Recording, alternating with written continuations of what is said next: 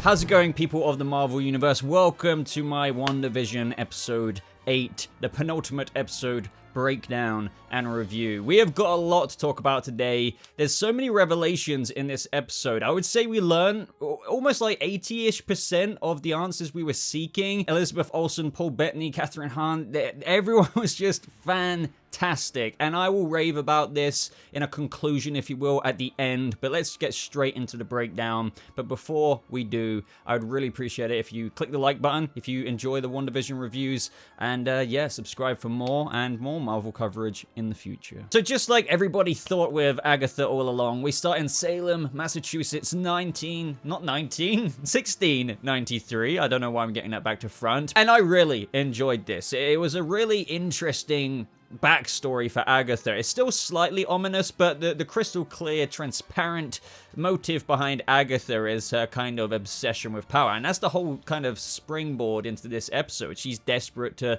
really come to grips and identify what is the spark that made Wanda Wanda. She was taken for betraying her coven. She stole knowledge apparently above her age and station, practicing the darkest of magic, yet she denies it, which is obviously a lie because it's very obvious that she has been practicing magic, which is forbidden. She literally says, "I did not break your rules, they simply bent to my power." That's quite the villainous streak if ever I've seen one. Now, she refers to the head witch, if you will, as mother. Now, people are interpreting this a couple of different ways. I actually don't know where to land. It could be her mother in a situation of she doesn't want to kill her daughter, but she's clearly done this, that, and the other, and she needs to be stopped for everyone else's good kind of thing. Or she could just be calling her mother because that's kind of what every witch in the coven refers to her as. Obviously, this isn't a spitting adaptation from the comics in terms of a copy and paste, so this is all fairly innovative on the traditionalist canon. Either way, it was really interesting seeing her dark magic come from everybody and literally rendering them Indiana Jones style, like, you know, Raiders of the Lost Ark, freaking like blasted out eyeballs and face. It's just like, I loved it. I also really liked the effect of the crown that appeared on Mother, if you will. I feel like it's kind of thing that obviously the Scarlet Witch will get. I feel like it's almost like a divine right, or like, it's like, you know, if you rank up, you get a new thing in a game or whatever. I feel like when you get to a certain level of witchery, just like this Mother Witch, or what Wanda will one day become as the full myth, as Agatha later says in the episode, Scarlet Witch, that is when she'll get the crown, which we kind of saw later on, and I can't wait to talk about that one. Anyway, though, back on point, she takes the brooch, if you will, from her mother and flies off. So it's like been with her this whole time. But anyway, present day. Oh man, this is where like this episode was very fascinating and might be looked back on as one of the more fascinating ones because it's where all the revelations, as I said, the majority of them anyway, has been made clear to the audience, or so we believe, because they could pull out, and they are going to pull out, a few more bombshells, I believe, in the finale. Even though it seems like we've learned a lot, there's still more. I found this scene very brilliant because, as I said, Catherine Hahn, she just manifests such brilliant acting skills, if you will, to be very, like, you know, playful, and then just all of a sudden, like that moment where she flinged the bird into the rabbit, or just like crushed the bird. It's just so sudden, yet so impactful with what she's trying to get across in that moment. The desperation, the hunger for power, not being able to quite crack Wanda this whole time. She says she's been so patient, and it must have been grueling for her to play house in each time era of an episode we got. But now she's finally cracked, and she's not going to play gentle. And the way this came out was really cool. Saying things like, "Didn't you notice the basic protection spell? One on each wall? No? Nothing?" And I'm sure those protection spells are definitely going to come in handy, potentially in the finale. If not, it's definitely set up for the future in the MCU. She talks about mind control being a classic and quick incantation. Then she shows transmutation, which takes years of experience and study to just achieve even the smallest convincing illusion. But this is why she's so fascinated with Wanda, because she's like, you are running illusions miles away at the edge of town. Magic on autopilot. Like, there's tons more stuff like that. You guys have seen the episode, but she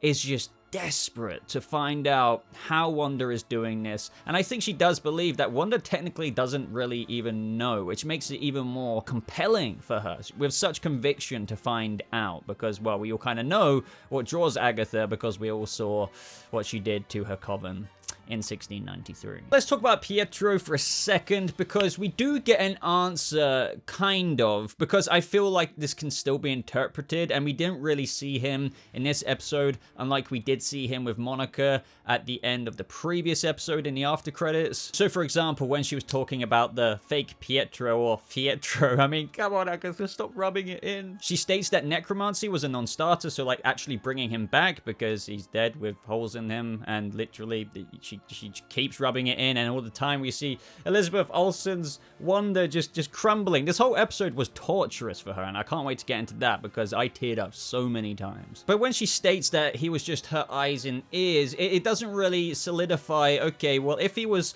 just a spell, the way she kind of brings across in that moment, and, you know, he wasn't actually his own person, but kind of like she was there seeing through his eyes. At least that's the way I took it. If you rewatch that scene, she uses the language when Wanda says, oh, so that was you. She was like, oh, no, it wasn't literally me, just my eyes and ears, a crystalline possession. So that infers that it was kind of like an animated spell. Kind of like how Vision is, in a way. Like, not really, but really. That's kind of weird. We'll get onto that. But even if that's the case, maybe I'm looking too deep into it, but these answers still aren't present, at least right now.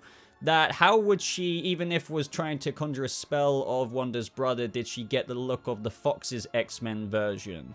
I don't know. Maybe that goes into the magical barrier of, like, that opens up into the multiverse, and maybe when you have magic and you can deal with magic, you can pluck a multiverse version or sample out like that. I know I'm overcomplicating it right now, but it's weird. It's still not mega solved right now about Pietro, but I would love to know your interpretation of what Agatha just said there. To me, it seems like more of a spell, and it would make sense with some of the comments that Quicksilver did actually say. It's like, oh, come on, Wanda. Like, it's not like your dead husband is gonna die twice or whatever. It's just, that's something she would say. That was her attitude throughout this whole episode. So that really fits to me, that he was just like a vessel for whenever she just kind of wanted to have like a look inside the house in a way that Wanda would act around him, but not her. Now, without getting into the whole Mephisto thing deeply or anything like that, just because people unanimously now I think are like, I'm sick of Mephisto this, Mephisto that, Mephisto this, but the reason why I mentioned there has deliberately been nods is because there has been, like, for example, in Agatha's witchy basement, if you will, just like what we kind of could make out in the end of the last episode, we had the kind of rammy kind of skull in the background, symbolic of the horns of the devil kind of thing. We even had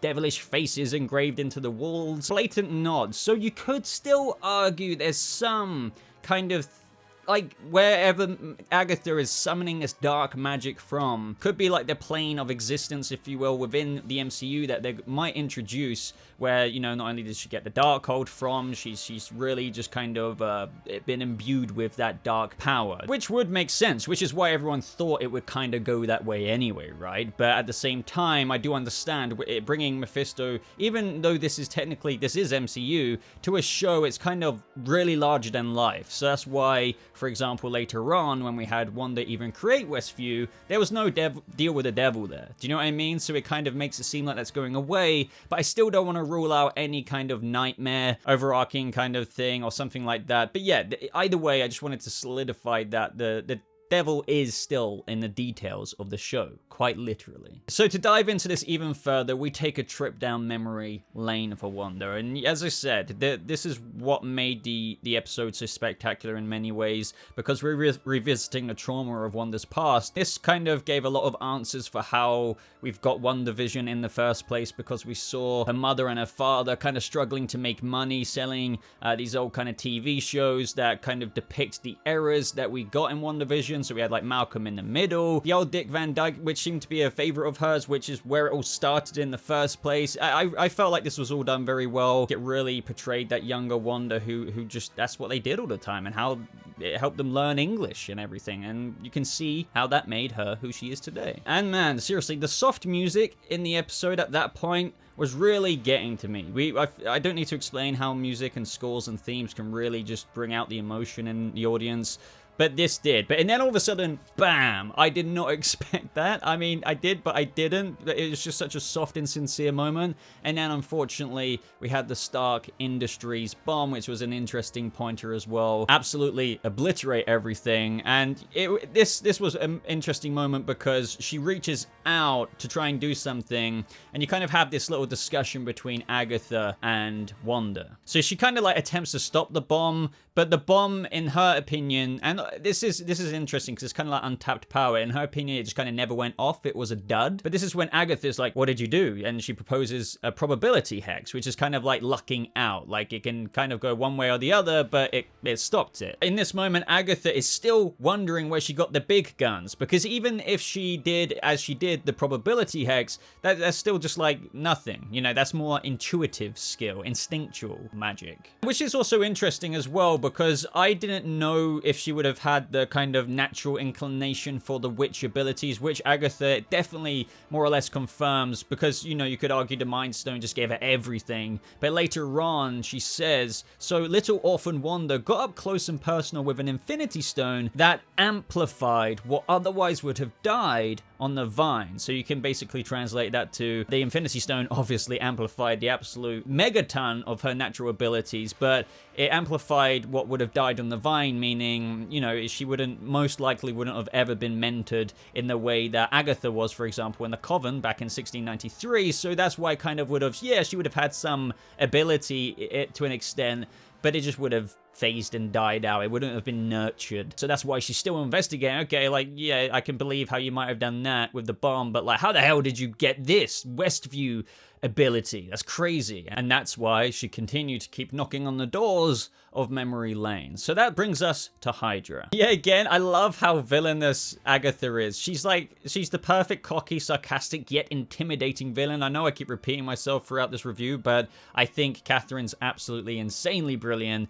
But she mocks Wanda for the reaction to the death of her parents. Either way, long story short, you guys saw this. They were experimenting on people with the scepter, and that scepter withheld the Mind Stone. They state that no one subject has survived direct contact, and so we see Wanda volunteer, and the Mind Stone flies towards her, which is interesting, and it shatters, and underneath the blue gem exterior is the orange glow of the Mind Stone. This was also visually pleasing. Wanda gets kind of a blast of light, but she withstands it and beholds this figure approaching her. Out of the bright glow of the Mind Stone, there was this kind of Scarlet Witch silhouette, and then it all just ends and she collapses, and on the security recordings, it just shows her walking in and then just on the floor, like the Mind Stone deleted the footage. But that moment was really interesting, because if you kind of know witches can see glimpses of the future, and you could argue that moment, which I'm pretty sure is the case, where what she saw in that silhouette was very obviously Elizabeth Olsen in a Scarlet Witch legitimate, genuine costume, and I feel like that was the glance of her future self with, you know, what her inherent abilities can reveal. And then obviously it imbued her with Mind Stone power, and then we had, well, the Wanda Maximoff that we knew from the MCU up until today. So I think for Agatha, that was the main bulk of the answers, but we still hadn't got to the root of it. But this is when we saw the Avengers compound. Now, call me a sucker, but I don't see how anyone couldn't have got really emotional in this moment, because it's still like a newbie Vision. He doesn't understand like little kind of subtle context to TV shows, or why, you know, it's funny if Hal gets injured on Malcolm in the Middle, because it's like that man sustained an injury, so it's like, why is that funny? But he quickly learns, and this whole scene was just, it was very well done. The chemistry between these two is fantastic, and it really just hit me in the feels. This was more or less quite soon after Pietro's death, and Vision evidently wants to comfort Wanda. Initially, she kind of rejects it, kind of saying how she feels, and she feels like a wave is crashing over, and how she ever really not going to drown. And when we just had Vision, just all he wanted to do is try and understand her and comfort her, he said such a fantastic line, which is so unique to him, obviously, because he's a artificial sentient intelligence, if you will. And that line is, it can't all be sorrow, can it? I've always been alone, so I don't feel the lack. It's all I've ever known. I've never experienced loss because I have never had a loved one to lose. But what is grief if not love persevering? And getting chills right now. I'm sorry. Like, maybe cringy, But that gets to me. And this is where it kind of all comes to the precipice, as Agatha says. She's like, okay, this, you did this, but you're right on the edge. What was it that did it? And how was Westview created with such advanced magic when you've never been taught anything? And this is where we finally got the very fascinating context to the Sword HQ moment that we saw Hayward in episode 5, I believe it was, brief the Sword team with absolute lies. Filthy lies, Hayward. I knew there was more to you. I knew it. And it is still confusing to an extent. So let's break this down. She goes in there and she says, I know this is where you're keeping the body. I mean, he at least deserves a funeral, right? And I completely understand that. But technically, I think the government, the agencies don't view Vision as like a sentient, like he doesn't have the rights that we or humans would have. So that's why all of this was a bit kind of hard with who gets what kind of thing. And obviously Sword, especially Hayward after the events of the snap, kind of being pushed more towards not just sentient weaponry response, but also now creation, just like he proposed to Monica when they were doing that little walkthrough.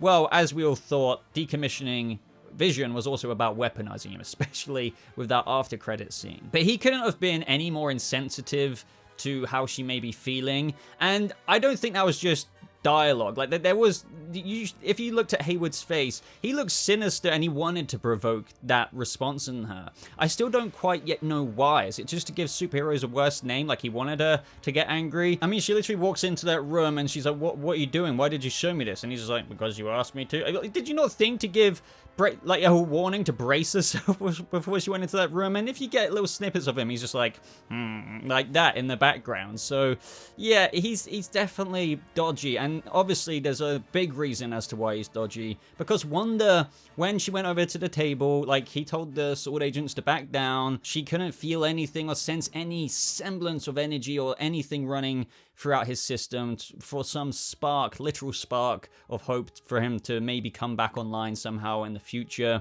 And so she left. This whole scene was obviously very brutal anyway. Like, she saw the person she loved, I know it's machinery, but getting ripped apart, basically getting hacksawed into. Like, it was brutal. But regardless, don't forget that what Hayward said to people, and this is why Sword, yet kind of basically another corrupt agency, because there's people who know that the white Vision at the end is the original Vision, so Wanda didn't steal this Vision. So like, there's multiple agents who are fine with what Hayward is doing and fine with making a villain out of Wanda. But anyway, getting back on point, in episode 5 he literally said that she stormed the building that was the top secret location so far for where Vision was being kept, and she stole the body and resurrected it. No, she didn't.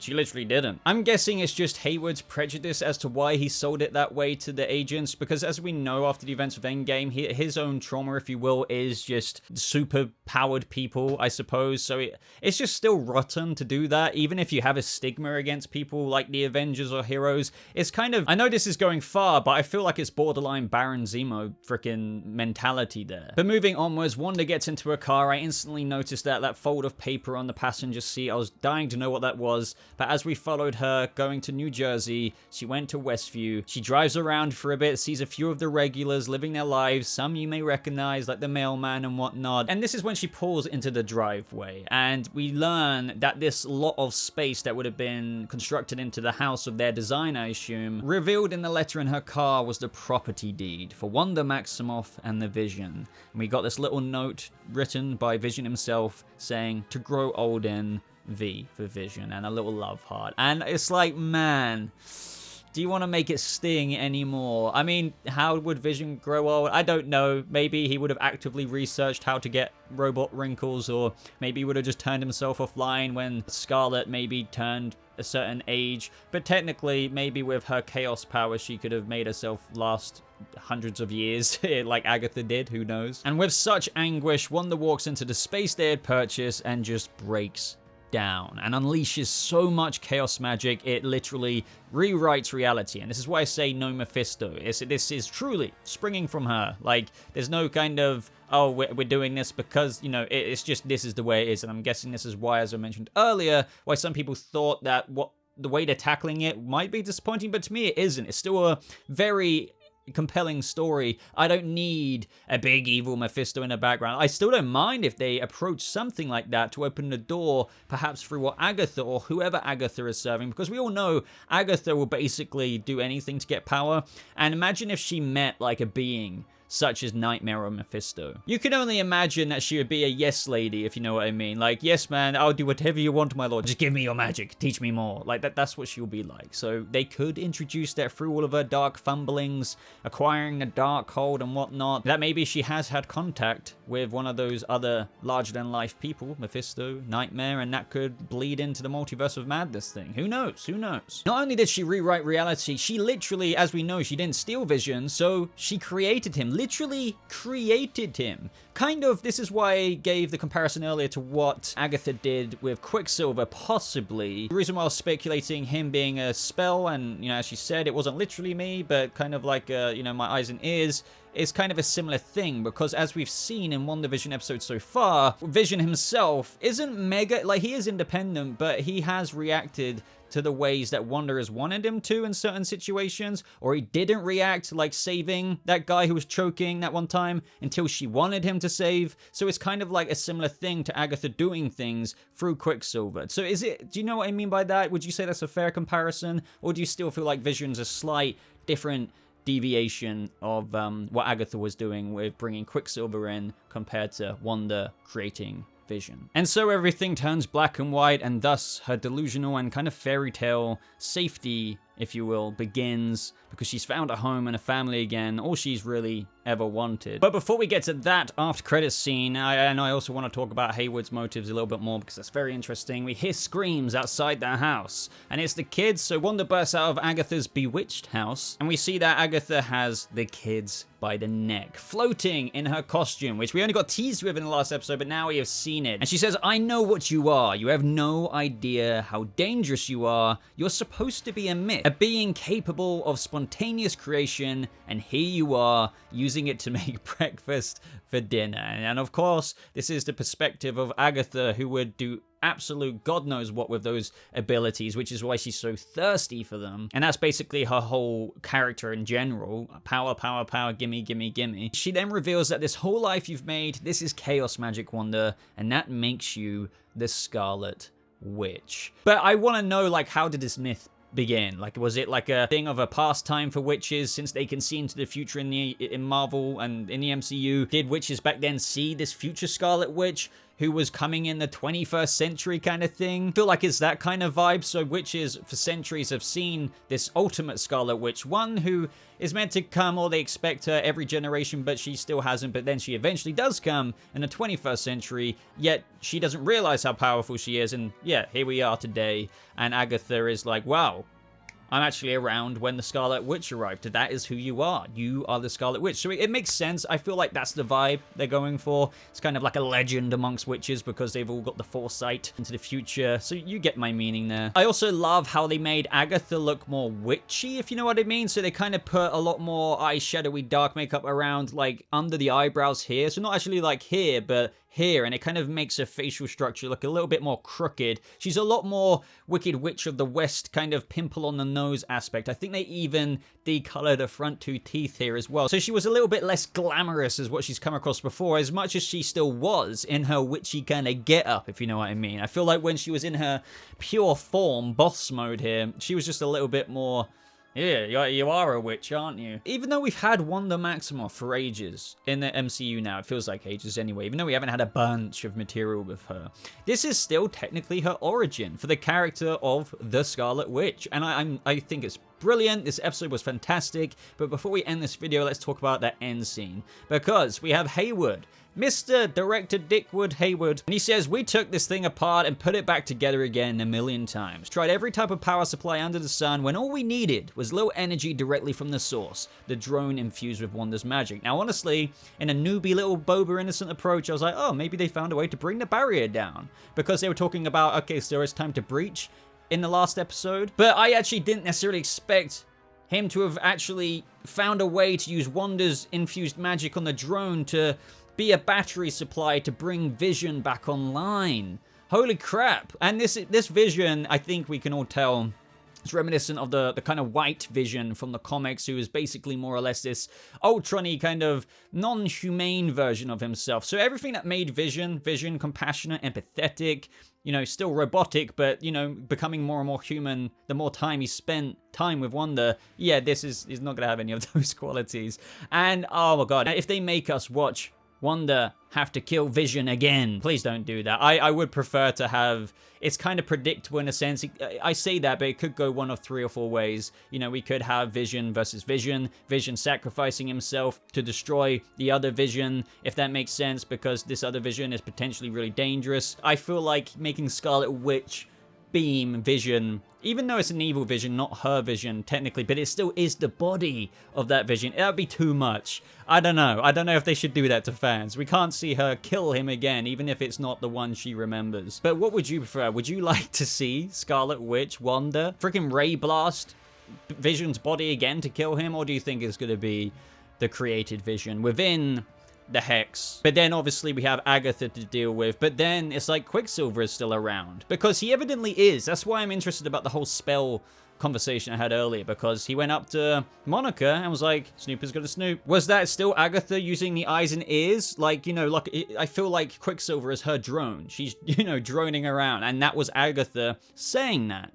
to Monica at the end when she just turned around and saw Quicksilver. That could have still been Agatha saying that through him. There's a billion possibilities there, but I think this is really fantastic. I've deeply loved, you can tell, talking about this week to week. The finale, I can't wait to see how that ties into, like, you know, Multiverse of Madness and just how this all resolves. I feel like it is going to be fairly predictable. That's not necessarily a bad thing, but I still know there's going to be surprises. So that's what makes me still very excited to see how this still exactly concludes, and to see how Wanda walks away from this, whether it's kind of not totally hero, but not totally villain, but more anti-hero-esque. I don't think she's going to be fully, you know, processed with all of this, especially how this is a trauma within itself, what she's going through in the events of WandaVision. But ultimately, we're going to have to wait and see, and I really enjoyed it, so I'm dying to know your thoughts down in the comments below. But either way, guys, like the video if you did enjoy it, subscribe if you are brand new for more deep, nerdy, geek out discussions like this and breakdowns on episodes, movies, and all kinds of interesting entertainment. Check out the top pinned comment down in the comment section to my Discord, to my Twitter. Follow me on there. I'm very active. Thank you so much for watching. Hope you all have a lovely rest of your day, and I'll see you people of the Marvel Multiverse, I suppose now, in the next video. Goodbye.